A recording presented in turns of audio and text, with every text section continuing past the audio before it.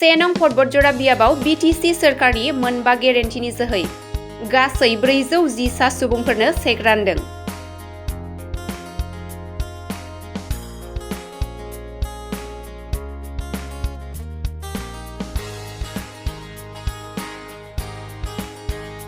क'क्राझार जिल्लानि पर्बतजरा महकुमानि सिङाव थानाय से नं पर्बतजरा बियाबनि सिङाव थानाय काजिगाव गेवलां गेलेग्रा गुवार फोथाराव सानसेनि हाबाफारि लानानै से नं पर्बतजरा बियाबनि गोबां मुलाम्फागिरिफोरनो थांनाय बिटिसि बिसायख'थिनि सिगां रायजो राजाफोरनो खोथा होनाय बादियै दिनै बिटिसि सोरखारनि बानजायनायाव मोनबा गेरेन्टि चेक राननाय हाबाफारिया जानानै थाङो।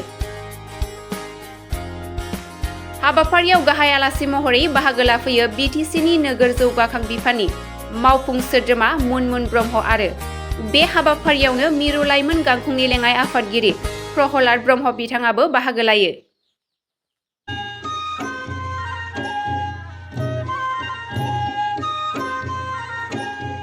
गोजोननाय मोनदों श्रीजुत हाग्रामा महिलारि नेतृत्वआव जोङो बिसायख'थियाव खोथा होदोंमोन। सेप्तेम्बर दानाव जोङो खोथा होदोंमोन रायजो राजानो जे जोङो सरकाराव फैनायनि लोगो लोगो जोङो हा गैयै रायजो राजाफोरनो हानि अधिकार होगोन, भुमिर अधिकार जों होगोन होननानै जोङो बुंदोंमोन।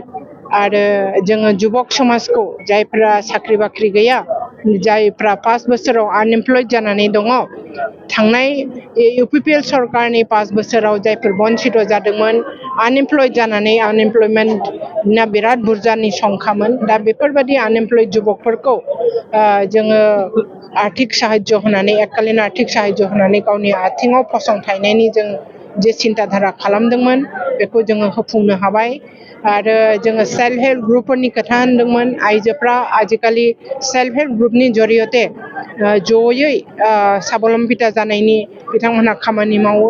आरो बेहाय जोङो बिटिसि सरकारनि फालरफोरा जोङो सरकाराव फैनायनि लोगो लोगो एककालीन आर्थिक साहाय्य होगोन होननानै जोङो खोथा होदोंमोन। दिनै 950टा सेल्फ हेल्प ग्रुपआ पर्बतजरायाव एककालीन आर्थिक साहाय्य मोननो हाबाय। 550टा हा गैयै पर्बतजरानि रायजो राजाफ्रा हा मोननो हाबाय। more than 100 जुबकफ्रा 2 लाख टाकानि आर्थिक साहाय्य मोननो हाबाय। 1250टा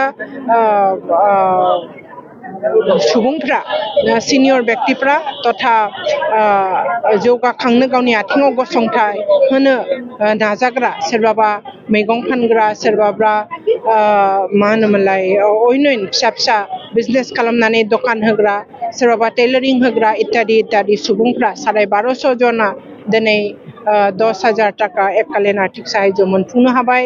10,000 टाकाखौ जोङो आरोबाव बिकलांगफोरनो होदों, बेखौबो दिनै मोनफुंनो हाजोब्बाय।